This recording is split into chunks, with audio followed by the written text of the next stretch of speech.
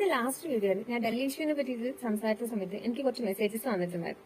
നീ എന്ത് ബോധത്തിലാണ് ഈ ഒരു കാര്യത്തിൽ കയറി റെസ്പോണ്ട് ചെയ്തിട്ടുള്ളത്? നീ ഒരു പഠിച്ച കുട്ടിയല്ലേ, നീ എന്താ പാർട്ടി മാറി എന്നൊക്കെ ചോദിച്ചാൽ ഒരുപാട് മെസ്സേജസ് വന്നിട്ടുണ്ടായിരുന്നു. അത് ഇൻഡിവിജ്വലി റിപ്ലൈ കൊടുക്കുന്നതിന് ഒരു റിപ്ലൈ ആയിട്ടാണ് ഞാൻ ഈ വീഡിയോ ചെയ്യുന്നത്. എനിക്ക് വ്യക്തമായ രാഷ്ട്രബോധമുണ്ട്. പിന്നെ പഠിച്ച കുട്ടിയല്ലേ എന്ന് ചോദിച്ചവർക്ക് പഠിച്ചത് കൊണ്ട് തന്നെയാണ് ഞാൻ ഈ ശരി റെസ്പോണ്ട് ചെയ്തത്. കാരണം പഠനവും ക്വാളിഫിക്കേഷൻ മാത്രം ഉണ്ടായിട്ട് കാര്യമില്ല, അധികാരവും പണവും എന്ന കാര്യം കൂടെ വേണം ഒന്ന് റിയലൈസേഷൻ വന്നതിന് ശേഷമാണ് ഞാൻ ഈ കാര്യത്തിൽ റെസ്പോണ്ട് ചെയ്തിട്ടുള്ളത്. പിന്നെ എക്സാം ക്വസ്റ്റ്യൻ പേപ്പർ ലീക്കാണോ, ഫസ്റ്റ് ടൈം അല്ലല്ലോ, ഇതാദ്യത്തെ കാര്യമല്ലല്ലോ, എക്സാം റീടെസ്റ്റ് എഴുതിയ പോലെ എന്ന് ചോദിക്കുന്നവരുണ്ട്. എല്ലാവർക്കും റീടെസ്റ്റ് എഴുതുക എന്ന് പറയുന്നത് അത്ര എളുപ്പമുള്ള കാര്യമാണ്.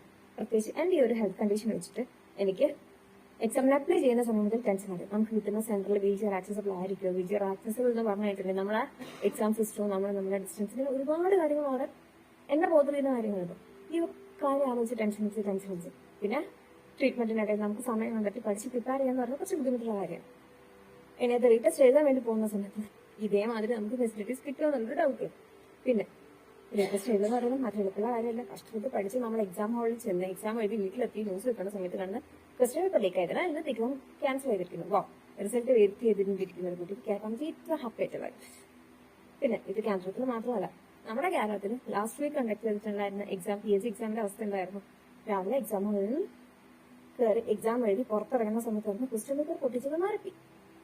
എക്സാമിന് ഉച്ചയ്ക്കത്തെ എക്സാമിന് വീട്ടിൽ നിന്ന് ഇറങ്ങിയവർ എക്സാം സെന്ററിൽ എത്തുമ്പോൾ പറയുന്നു എക്സാം ക്യാൻസൽ ചെയ്തിരിക്കുന്നു. എന്താണ് എക്സാമിന് പ്രിപ്പയർ ചെയ്ത് പോകുന്നവർ കേൾക്കാൻ പറ്റിയ ഇത്ര ഹാപ്പി ആയിട്ടുള്ള ന്യൂസ് അല്ലേ? പിന്നെ നമ്മുടെ ഈ ഒരു ഇപ്പൊ നമ്മൾ ഈ റെസ്പോണ്ട് ചെയ്തിരിക്കുന്ന ഈ ഒരു ഇഷ്യൂ നടക്കുന്നതിന് മുന്നേ തന്നെയാണ് CBSE സ്കാം നടന്നുകൊണ്ടിരിക്കുന്നത്. ആ ഇഷ്യൂ കത്തിക്കൊണ്ടിരിക്കുന്ന സെയിം സമയത്ത് തന്നെയാണ് നീറ്റ് എക്സാം കണ്ടക്ട് ചെയ്തുകൊണ്ടിരുന്നത്. ഇതേ നീറ്റ് എക്സാമിൽ ഇത്രയും ഇഷ്യൂസ് നടന്നുകൊണ്ടിരിക്കുന്ന സമയത്താണ് എനിക്ക് തന്നെ അടുത്ത എക്സാം അയച്ചില്ല നെറ്റ് എക്സാം കണ്ടക്ട് ചെയ്തത്. അതിനകത്തോ 150 ക്വസ്റ്റനിൽ 80 ക്വസ്റ്റൻ ഏതോ PVQയുടെ സെയിം കോപ്പി പേസ്റ്റ്. അപ്പൊ ഇതൊന്നും അന്വേഷിക്കുന്ന ആളുമില്ലേ? ഇതൊക്കെ എങ്ങനെയാ വരുന്നത്? കാരണം ഒരാളിരുന്നിട്ടോ ഒരു കമ്മിറ്റി ഇരുന്നിട്ടോ പ്രിപ്പയർ ചെയ്യുന്ന അല്ലല്ലോ ഈ ക്വസ്റ്റ്യൻ പേപ്പേഴ്സ്.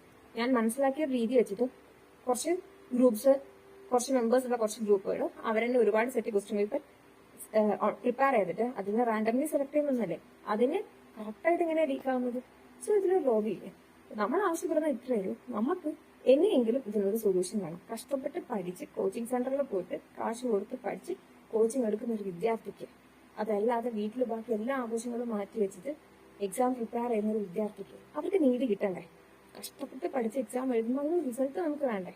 എല്ലാ കാലത്തും റിസൾട്ട് ഇല്ല എന്ന് നമ്മൾ പറയുന്നില്ല, പക്ഷെ കണ്ടിന്യൂസ് ആയിട്ട് നടന്നുകൊണ്ടിരിക്കുന്ന ഈ ഒരു ക്വസ്റ്റ്യൻ പേപ്പർ ലീക്കേജ്, ഇതിന് നമുക്കൊരു അന്ത്യം വേണം. ആ ഒരു കാര്യം നടക്കുന്നത് വരെ നമ്മൾ റെസ്പോണ്ട് ചെയ്തുകൊണ്ടേയിരിക്കും, റിയാക്ട് ചെയ്തുകൊണ്ടേയിരിക്കും. കാണാൻ ബുദ്ധിമുട്ടുള്ളവർ സ്ക്രോൾ